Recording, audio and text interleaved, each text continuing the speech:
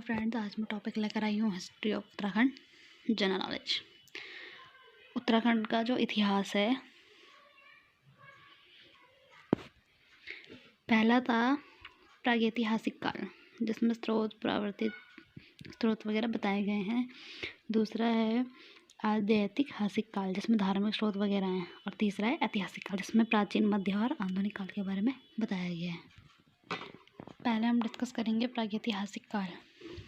इस काल में हमें मानव निवास की पुष्टि व उनके रहन सहन के बारे में जानकारी मिलती है और उसके जो पुरावर्तित स्थलों से प्राप्त हुए, जहाँ से गुफा, शैलचित्र, कंकाल, धातु उपकरण आदि पुरावर्तिक तत्वों से प्राप्त होते हैं। हैनवुड ने 1856 में उत्तराखंड के पुरातात्विक स्रोत की खोज की गई थी। उत्तराखंड के प्रमुख पुरातात्विक स्थल अल्मोड़ा, चमोली, उत्तरकाशी, पिथौरागढ़ में पुरातात्विक जो स्रोत हैं वो पाए गए थे। उत्तराखंड का प्रागैतिहासिक काल, पहले हम अल्मोड़ा। देखो, अल्मोड़ा में लाखों गुफा, कसाद देवी, फल सीमा, जाखन देवी मंदिर, ये अल्मोड़ा से प्राप्त हुआ। दूसरा है चमोली, जहाँ गवारख्या गुफा, मलारी गांव, किमानी, ठीक, उत्तरकाशी में होल्डियर, पिथौरागढ़ अदरवाइज। नेक्स्ट हम पढ़ते हैं आद्यैतिहासिक काल। इसके जो प्रमुख स्रोत थे वो धार्मिक ग्रंथ और अभिलेख थे। पहले हम धार्मिक ग्रंथ में पढ़ते हैं वेद हमारे 4 प्रकार के होते हैं: ऋग्वेद, यजुर्वेद, सामवेद और अथर्ववेद। सबसे पुराना वेद ऋग्वेद व अथर्ववेद है। उत्तराखंड का सर्वाधिक लेख ऋग्वेद में है।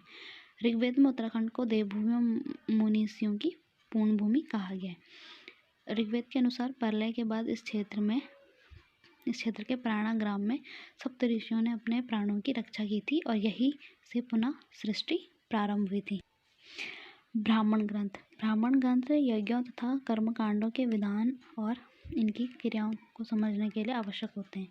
इनकी भाषा वैदिक संस्कृति है।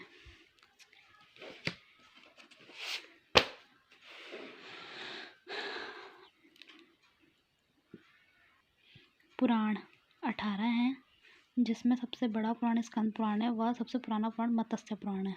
स्कंद पुराण में 5 हिमालयी खंड जिसमें नेपाल, मानस खंड, केदारखंड, झारखंड, कश्मीर का उल्लेख किया गया है। गढ़वाल क्षेत्र को स्कंद पुराण में केदारखंड व कुमाऊं क्षेत्र को मानस खंड कहा गया है। ब्रह्म पुराण, वायु पुराण, इनके अनुसार कुमाऊं क्षेत्र में किरात, किन्नर, यक्ष, गंधर्व, नाग आदि जातियों का निवास था। नेक्स्ट हम पढ़ते हैं महाभारत। महाभारत में भी उत्तराखंड का उल्लेख मिलता है। महाभारत में वन पर्व में राजा विराट का मिलता है।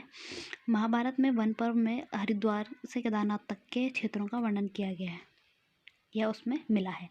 रामायण में टिहरी गढ़वाल की हिमायन पट्टी में बिसौन नामक पर्वत का वशिष्ठ गुफा, वशिष्ठ आश्रम व वशिष्ठ कुंड स्थित है। श्री राम के वनवास जाने और वशिष्ठ मुनि ने अपनी पत्नी अरुंधति थी उसको यहीं उस टाइम पे ये वहीं निवास करते थे। तपोवन टिहरी जिले में स्थित है, जहाँ ये तपोवन जो हमारा ऋषिकेश का है, ये टिहरी जिले में स्थित है, जहाँ लक्ष्मण ने तपस्या की थी। पौड़ी गढ़वाल में कोट विकास खंड में चितौंसेव नामक स्थान है। इस स्थान पर माता सीता पृथ्वी में समाई थी।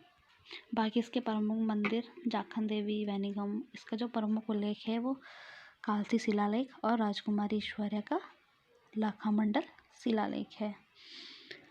कालसी शिलालेख में अशोक ने 257 ई पूर्व में अभिलेख कालसी में स्थापित किया गया था। कालसी देहरादून के उत्तर में टोंस या यमुना नदी के संगम पर स्थित है। इस अभिलेख में अशोक द्वारा यह घोषणा की गई है कि उसने अपने राज्य में हर स्थान पर मनुष्य और पशुओं की चिकित्सा की व्यवस्था कर दी है, ठीक। और साथ ही इसमें लोगों के हिंसा त्यागन तथा हिंसा को अपनाने की बात की गई थी।